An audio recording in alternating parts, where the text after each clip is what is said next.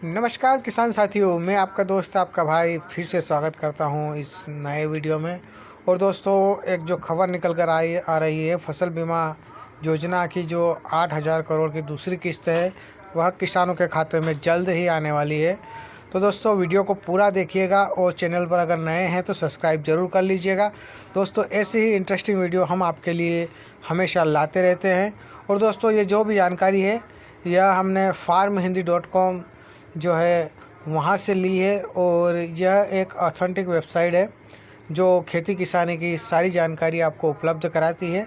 तो आप इस वेबसाइट पर जाकर इनसे जुड़िए और आपको खेती किसानी की बहुत सारी ऐसी जानकारियाँ जो हैं वह आपको मिलती रहे। तो दोस्तों, चलते हैं वीडियो की तरफ। फसल बीमा योजना की बड़ी अपडेट निकल कर आ रही है कि प्रधानमंत्री फसल बीमा योजना 2025 अपडेट, किसानों को 8,000 करोड़ की दूसरी किस्त, जाने जिलावार लिस्ट, यानी ज़िले के हिसाब से इसमें लिस्ट भी दी गई है और 12% ब्याज का भी लाभ आपको मिलेगा। तो वीडियो को दोस्तों पूरा देखिए, तभी आपको समझ में आएगा कि यह कब तक जारी होगा और किस किस ज़िले में आपको क्या फसल बीमा की राशि आपको मिलेगी। तो चलते हैं दोस्तों वीडियो की तरफ। और इसमें आपको किसान भाइयों के लिए राहत भरी खबर सामने निकल कर आई है। मध्य प्रदेश में प्रधानमंत्री फसल बीमा योजना के अंतर्गत इस बार दूसरी किस्त के रूप में लगभग 8,000 करोड़ की राशि किसानों के खाते में डायरेक्ट बेनिफिट ट्रांसफ़र डीबीटी के माध्यम से यहां पर भेजी जाएगी। राज्य सरकार और बीमा कंपनी का दावा किया गया है कि जिन किसानों को पहले किस्त नहीं मिली थी उनके खाते में यह राशि अगस्त या सितंबर के महीने में अवश्य पहुंच जाएगी। किसानों को कितनी राशि दी गई है इस आर्टिकल में हमको जानने को मिलेगा। दूसरी किस्त में कौन कौन से ज़िले जो है वह इस लिस्ट में शामिल है। तो दोस्तों इंतज़ार कीजिए, वह लिस्ट हम जाने वाला हैं उस लिस्ट के पास भी। और दोस्तों, अगर राशि लेट हुई तो 12% का जो ब्याज है वह बीमा कंपनी को देना होगा आपको। जिन किसानों को पैसा नहीं मिला उनके पीछे क्या कारण हो सकता है, इस बारे में भी आपको इस वीडियो में बताएंगे। शिकायत और सुधार की जो प्रक्रिया है उसके बारे में भी आपको इस वीडियो में बताएंगे। तो पीएम किसान सम्मान निधि योजना से जुड़ा अपडेट भी आपको इसी में मिल जाएगा। तो दोस्तों, वीडियो को पूरा देखिए और वीडियो का आनंद लें। पहले किस्त में किसानों को क्या मिला, तो इस बारे में हम बात कर लेते हैं दोस्तों कि जो पहले किस्त है उसमें किसानों को क्या क्या मिला है। 11 अगस्त को मध्य प्रदेश सरकार ने किसानों के खाते में फसल बीमा की जो पहली किस्त वह भेजी थी और डायरेक्ट बेनिफिट ट्रांसफ़र के माध्यम से यहाँ पर दी गई थी।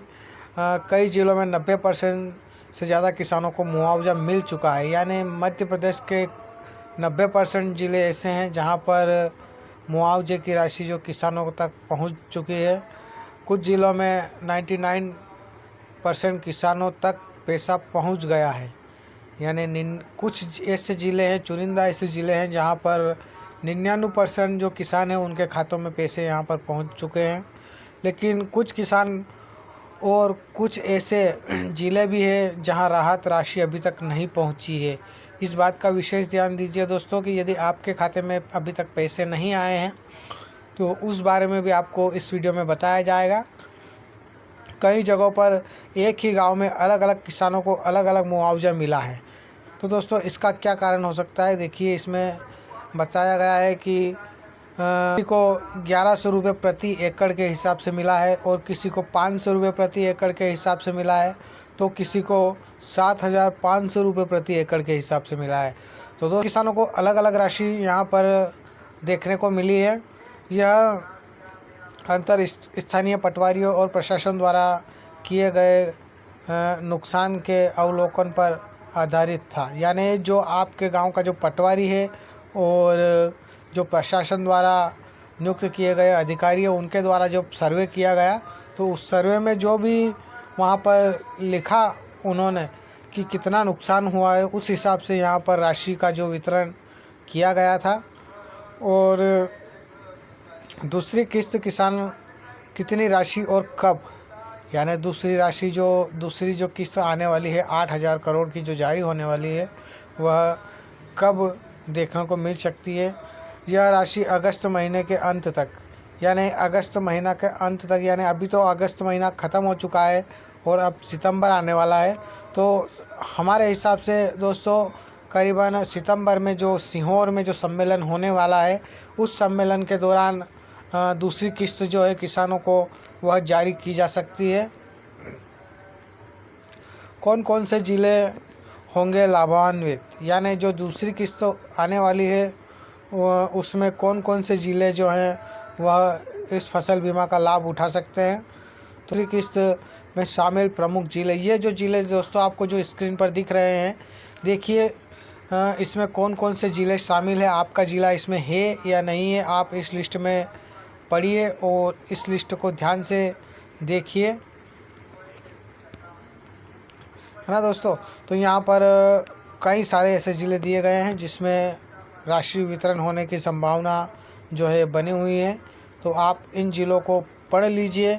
यहाँ पर मैं वीडियो को पॉज कर देता हूँ, थोड़ी देर के लिए रोक देता हूँ, जिससे कि आपको यह जो पढ़ने में समस्या नहीं आनी चाहिए कि यहाँ पर क्या क्या लिखा है, कौन सा ज़िला है और आपका ज़िला इसमें शामिल है या नहीं है। तो देख लीजिएगा दोस्तों आप। राशि लेट होने पर ब्याज का प्रावधान, यानी दोस्तों अगर राशि लेट आती है, यानी अभी हम कह सकते हैं कि अभी फ़िलहाल तो लेट हो चुकी है, यानी करीबन 15 से 20 दिन अभी फ़िलहाल हो चुके हैं।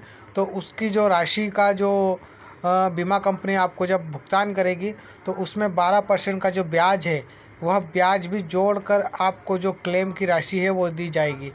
यानी आपका जो क्लेम बनता है वो तो दिया जाएगा, इसके पश्चात जो 12% राशि है वह आपको अलग से, यानी अलग से ब्याज के रूप में दी जाएगी।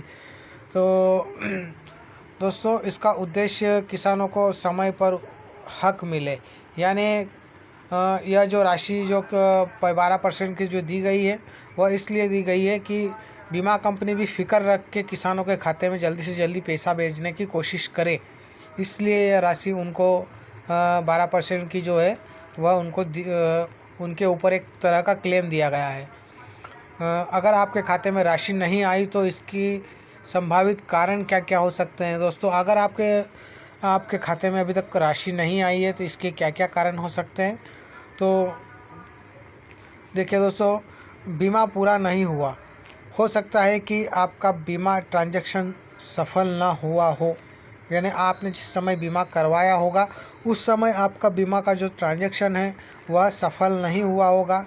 डीपीटी में गलती, यानी अकाउंट नंबर, आईएफएससी कोड या अन्य बैंक डिटेल गलत होने पर राशि अटक सकती है।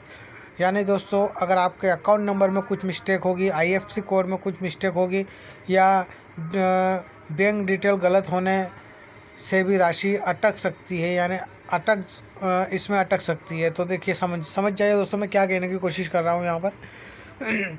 केसीसी अकाउंट डिफ़ॉल्टर, यदि आपने किसान क्रेडिट कार्ड ले रखा है और उसका जो खाता है उसमें आप अगर डिफ़ॉल्टर हैं, यानी आपने कई दिनों से अपने खाते की पलटी नहीं करी है और आप उसमें डिफ़ॉल्ट हो चुके हैं, तो उस स्थिति में उस खाते में समायोजित हो सकता है, यानी आपका जो पैसा है वह उस केसीसी खाते में भी ट्रांसफ़र हो सकता है। तो आप अपने केसीसी खाते को भी चेक करवाएं बैंक में जाकर कि आपके केसीसी खाते में तो कहीं बीमा नहीं आया है। तो अगर केसीसी खाते में बीमा आया होगा तो वह आपको बैंक में जाकर पता करना होगा। बैंक द्वारा समायोजित, यदि आपके ऊपर की बकाया ईएमआई या ब्याज है, यानी आपने कहीं से लोन ले रखा है और उस खाते में अगर पेमेंट आया होगा तो वह ईएमआई और ब्याज दोनों पैसा वहाँ पर कट चुका होगा। इस बात का विशेष ध्यान रखिए दोस्तों कि यदि आप डिफ़ॉल्ट हुए हैं तो बैंक भी आपका पैसा काट सकता है। तो आप वहाँ पर जाकर चेक ज़रूर करवा लीजिए अपने बैंक में कि कहीं आपका जो डिफ़ॉल्ट खाता है उसमें पैसा तो नहीं आया, उसके कारण तो आपको जो बीमा की राशि है वो वहाँ पर काट ली गई हो। क्या करें अगर पैसा कम मिला या नहीं मिला। दोस्तों, यदि आपको पैसा कम मिला या नहीं मिला, इन दोनों को आप समझिए कि अगर ऐसा होता है तो आप क्या कर सकते हैं। अगर आपके खाते में पैसा कम आया है या बिल्कुल नहीं आया है तो आपको घबराने की कोई ज़रूरत नहीं है। आप जिला प्रशासन को लिखित में अवगत कराएं। सबसे पहला काम आपको ये करना है कि आपको एक जिला प्रशासन है वहाँ पर जाकर लिखित में आपको आवेदन देना है कि हमारा बीमा नहीं आया है और हमारा बीमा इतना कम आया है, तो क्यों आया है, किस कारण आया है। कृषि विभाग या शाखा स्तर पर शिकायत कर सकते हैं। कृषि विभाग में जाकर और या बैंक शाखा जहां से आपने बीमा करवाया है वहां पर जाकर आप शिकायत दर्ज कर सकते हैं कि हमारा बीमा जो है कम क्यों आया है। बीमा कंपनी से सीधे संपर्क करके जानकारी लें कि आपके खाते में पैसा क्यों नहीं आया। यानी बीमा कंपनी, जिस कंपनी ने आपका बीमा किया है, साधारण हम क्रॉप इंश्योरेंस जो एप्लीकेशन होती है उससे हम अपना बीमा चेक कर सकते हैं और वहाँ पर भी आप जाकर अपनी शिकायत जो है वह दर्ज करा सकते हैं। तो दोस्तों, आप क्रॉप इंश्योरेंस की जो एप्लीकेशन है उसे ओपन कीजिए। वहाँ पर आपको OTP वगैरह डालना है और वहाँ पर आपको सारी जानकारी मिल सकती है। वहाँ पर क्रॉप इंश्योरेंस करके जो एप्लीकेशन गवर्नमेंट ने निकाली है वहाँ पर आप शिकायत कर सकते हैं। PM किसान सम्मान निधि से जुड़ा बड़ा अपडेट भी यहाँ पर देखने को मिला है दोस्तों, कि जो फसल बीमा योजना के साथ ही किसानों के लिए PM किसान सम्मान निधि योजना से भी बड़ी खबर यहाँ पर आई है दोस्तों, कि कई किसानों को 12वीं से लेकर 20वीं किस्त तक का पैसा नहीं मिला। यानी कई सारे ऐसे किसान हैं जिनको 12वीं किस्त से लेकर 20वीं किस्त तक पैसा नहीं मिला। यानी हम कह सकते हैं कि 7 से 8 किस्त ऐसी है जो उनको नहीं मिली। तो सरकार ने सरकार ने साफ किया गया है कि अब इन किस्तों का बकाया एक साथ दिया जाएगा। यानी दोस्तों, ये तो डबल लॉटरी का काम हो गया। जो किस्त किसान के खाते में नहीं आई है वह किस्त भी इस बार किसानों को मिल सकती है। और जैसे 7 किस्त नहीं आई तो 7 किस्त का पैसा एक साथ मिलेगा आपको। तो यहाँ पर ये एक बहुत ही बड़ी अपडेट निकल कर आ रही है दोस्तों। जिन किसानों को 10वीं या 11वीं किस्त मिली थी लेकिन उनके बाद नहीं मिली, उन्हें अक्टूबर में आने वाली 21वीं किस्त के साथ लगभग 16,000 की राशि एक साथ दी जाएगी। यानी दोस्तों, यहाँ पर सरकार किसानों के लिए बड़ी से बड़ी अपडेट निकालने की कोशिश कर रही है। अच्छी से अच्छी किसानों को पता है कि इस साल किसान की जो खेती है उसका भाव नहीं मिला है, तो किसानों को यहाँ पर अच्छी से अच्छी राहत राशि देने की कोशिश की जा रही है। तो दोस्तों, यहाँ पर आप इस आर्टिकल को वेबसाइट पर जाकर भी पढ़ सकते हैं। वेबसाइट का नाम है farmhindi.com। वहाँ पर आपको इस बारे में पूरी जानकारी मिल जाएगी। तो दोस्तों, आप इस वेबसाइट को एक बार विज़िट ज़रूर करिए, जिससे आपको पूरी जानकारी मिल जाएगी। यहाँ पर एक एक पॉइंट यहाँ पर सरकार द्वारा दी गई सभी जानकारी यहाँ पर उपलब्ध कराई गई है। तो दोस्तों, इसके चलते हैं आगे वीडियो में। इसके लिए क्या करना ज़रूरी है, यानी अगर आपका पैसा नहीं आया या अटका हुआ है, आपकी जो सम्मान निधि का पैसा जो अटका हुआ है, उसके लिए आप क्या कर सकते हैं। आधार कार्ड को बैंक खाते और समग्र ID से लिंक करवाना है। यानी आपका जो आधार कार्ड है उसे बैंक खाते और समग्र ID से लिंक करवा लीजिए। अगर आपने नहीं करवाया है तो करवा लीजिए अभी, क्योंकि अगली जो किस्त आने वाली है उसमें आपको सारा पैसा मिल सकता है। तो आपको ये काम अवश्य करवा लेने हैं। तो KYC अपडेट करवाना है। अगर आपने KYC अपडेट नहीं करवाया है तो यह अवश्य करवा लें।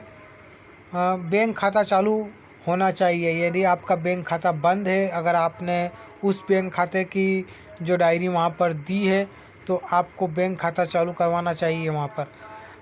ज़मीन का रिकॉर्ड आधार से लिंक होना चाहिए। दोस्तों एक ये नया अपडेट है कि ज़मीन का जो भी रिकॉर्ड है वह आधार कार्ड से लिंक होना चाहिए, जिससे कि सरकार को पूरी जानकारी मिल सके कि आपके आधार कार्ड पर कौन कौन सी ज़मीन रजिस्टर है।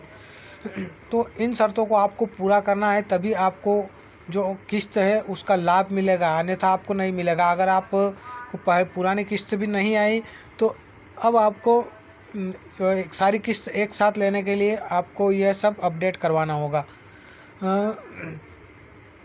किसानों के लिए ज़रूरी सलाह, धैर्य रखें। जिनके खाते में राशि अभी तक नहीं आई है उन्हें अगस्त के अंतिम सप्ताह तक इंतज़ार करना होगा।